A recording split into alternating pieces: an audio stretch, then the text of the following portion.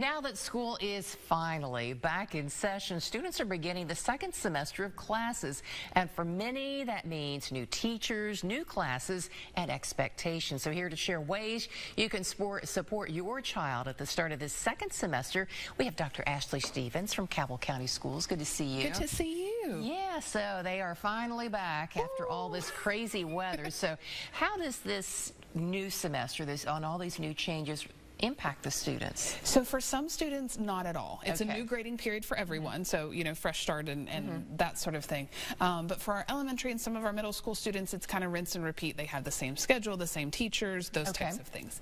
But for our older students, for some of them, this is like August all over again.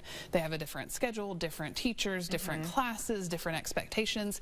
And there's something about kind of the magic of August where we're like, okay, we're tackling a new school year. Culturally, we're talking about these things a lot. We're very invested in our kids' education at that time to help them get started.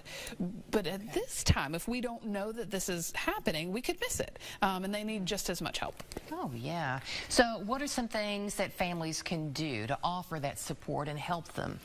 Everybody right now, because of the weather, because it's dark and it's cold and morning seems so much earlier than it did a couple weeks ago, and coming off of a break, everybody needs some help getting up and getting going. Yep.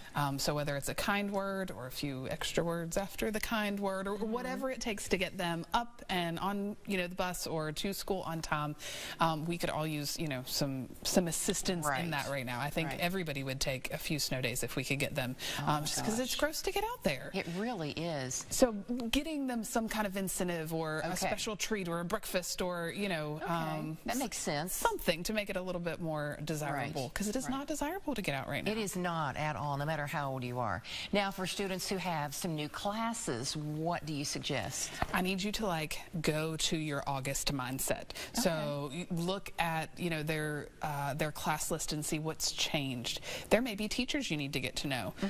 You may need to check in and read a new syllabus or two to see what is this new class even like? What are the expectations? So really we have to get into our beginning of the year kind of parent mindsets and help set them up. They might need school supplies, and at a certain age kids stop asking for them, but they don't stop needing them.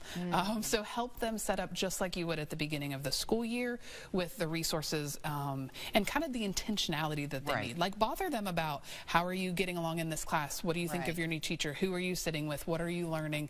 What does this class look like? What do you do every day? Yeah, those are good reminders. Why do you think this is such an important time to really lean into your child's experiences and everything they're going through?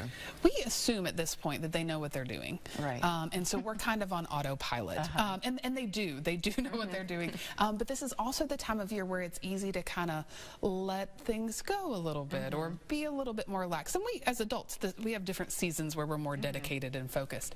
And so letting them know, if they're doing great, just keep doing great, spot check and let them roll. But if they're struggling, this is the perfect time because there's a lot of school left.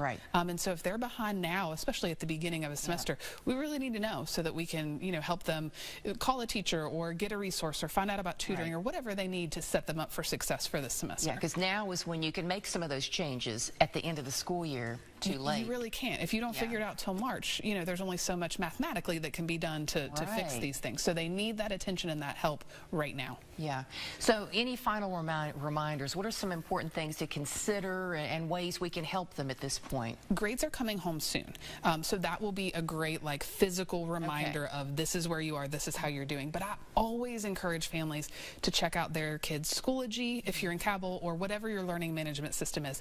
I've shared a couple of screenshots from a class that one of my children are in, and this is what you can see as a parent. So I'm not logged in as her. This is just me as mom, and I can see the class, I can see the instructions. In this case we have some leftovers from non-traditional instruction, which is really helpful for me to be able to say hey, have you done these things? I read what they were.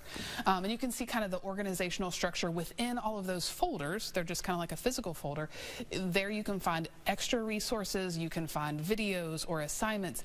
As a parent you can see everything but the graded assignments assignments before they're graded. You can see them once your kid has done them, or tests. So nothing that can help you, get a leg up on the competition, so to speak. But everything you would need to help them study. So this is kind of a week at a glance, and you can see there's the schedule, there's the expectations, and then in those folders at the bottom, each one of those has resources nestled in it. So it might have a video that they need to watch to be able to answer questions and those types of things. So I would highly encourage, if you have not checked out their Schoology or whatever your district uses, that you get in there.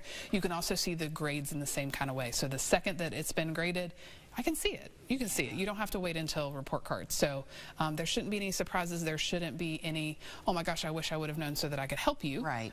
Just get it. It's right there. Yeah. And if a family, if they're not really sure how to get onto Schoology or whatever, contact the teacher? Contact the school. Okay, there's different codes that students have, and what's nice is once you set it up for your kid, you're good. So if you set it up in elementary school, that follows forever. All the way up through high school. Yes, which is so good because it's not something else you have to do at the start of every year. Great. That's great. Well, Dr. Stevens, a lot of good information to help the kids as we're entering that second semester. Absolutely. Yeah. They will absolutely be successful. They just need a little help now and then. Help. Yep. Yeah. Great talking with you. You too.